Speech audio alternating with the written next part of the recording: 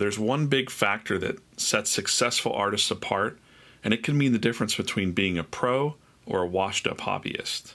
Now, you might think it might be just drawing better and making your art great, but it's not. The key factor that makes a successful artist is having true artistic discipline. Today, I want to talk about how you can develop your own creative discipline and more. Now, while I talk, these process drawings on the screen here are from my daily drawing prompts. I set these up in advance to come to me at 5 a.m. every morning, and I use them for a warm-up or just to kind of get my pencil and mind moving. It's a great exercise in and of itself that even on busy days that I only have 10 minutes in the morning to draw or maybe at night, it really keeps me sharp and feeling good. So what are you doing right now? Honestly, when was the last time that you picked up a pencil or a stylus and drew something? Now, I know for many of you, it's been quite a long time, so this is just your friendly reminder to draw every damn day. Okay, building true discipline. Your art may be amazing, but maybe you get frustrated or feel confused when an artist who draws in a simple style, even stick figures, becomes more successful than you. And maybe you've been grinding for ages and some newcomer pops up and skyrockets beyond anything that you've ever done in like 20 years. And let's just pause there for a moment.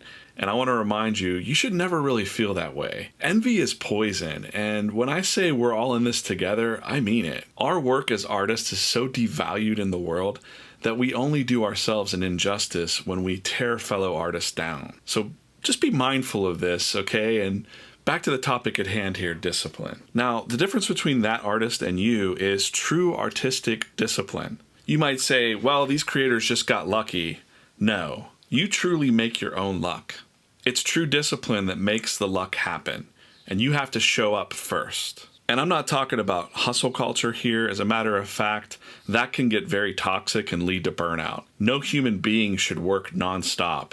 I'm talking about working smarter and with purpose. It might sound romantic or energizing or maybe terrifying when you hear about legends like Jack Kirtby who could crush out 5 to 6 pages a day or come back after a weekend with a full issue drawn, new characters and all. What about Eiichero Oda, the creator of One Piece, who I dare say seems to be the current king of comics? Here's a quote I found about him. One Piece creator Eiichero Oda is known for his work ethic. He claims to only sleep from 2 a.m. to 5 a.m., take no time off, and work on his manga for basically all his waking hours. Since launching the series in 1997, Oda has only rarely put manga on hiatus to take care of himself. Now, some people just quit when they hear that, and you need to know that those creators are rarities. The truth is they worked smarter and with purpose and could do it with great speed. I guarantee you that speed came in the roots of applying true discipline. Never try to compare your own art or output to legends like that. You need to become your own legend, and just for yourself. And you need to stay humble. Nobody likes the guy who's working out all the time and bragging about it. It's tempting once you're energized and motivated about your work. You kind of want to tell the world and just share what's working for you. But you should only offer that advice to people that are asking or that are ready to hear it. In my experience, not many aspiring artists are actually ready to receive that type of feedback or critique. Are you?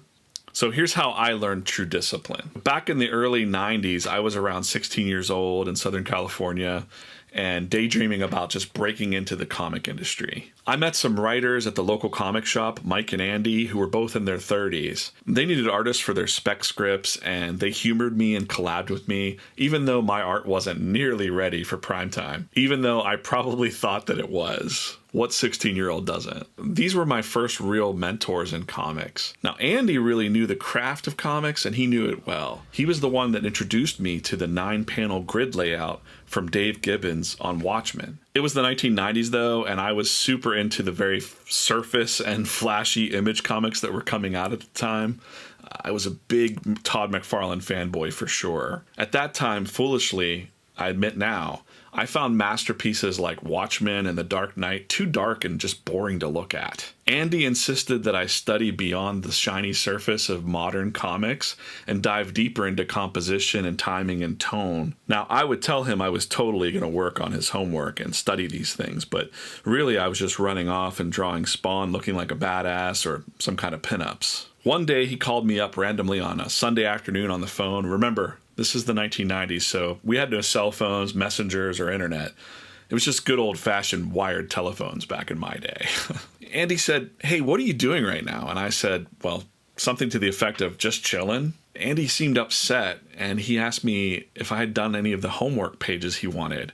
And I was pretty annoyed back at him, and I told him I just didn't feel like it that day. And I'll never forget it. I remember him telling me that when I don't feel like it is the best time to focus and do it. He said if I couldn't train myself to draw on command, how would I ever expect to ever make it in comics or be some big hotshot like the Image guys? He seemed frustrated, and he told me that I should just go do something else and return his books to him. And I'll never forget, he said, I thought you had the right stuff, but I guess I was wrong. It was like a sick burn. And you know what? His little reverse psychology Jedi mind trick worked like a charm. I was mad at first. I was like, forget this guy. Just looking for free labor and his stupid scripts, you know? I thought, he'd never been published. Why am I listening to this guy? And then this feeling sunk in of like, what if he's right?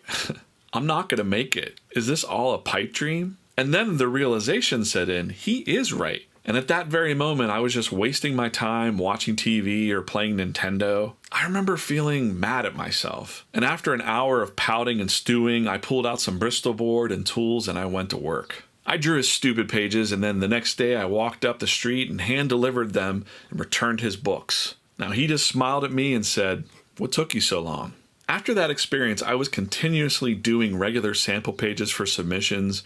I was also helping those guys work out their scripts for pitches to publishers. I still totally was not ready for prime time at the age of 16 or 17, and my art still sucked, but I was motivated to learn and get better. Suddenly, I was studying those things like the 9-panel grid from Dave Gibbons, even though I still thought it looked kind of boring at the time. And those dudes had to have known that I wasn't ready either, and they worked with me anyways. Now, I asked them much later on in life, and it wasn't out of desperation, but they told me it was because they saw something in me. They saw what they called the fire in the belly. What about you? Do you put off to tomorrow what you could do today? One of the biggest things I hear from artists is that they want to draw, they just don't have the time to draw. And I have a video you should watch over here, or it's linked in the description below. Go check that out and let me know what you think, and I'll see you soon. Back to the drawing board for me.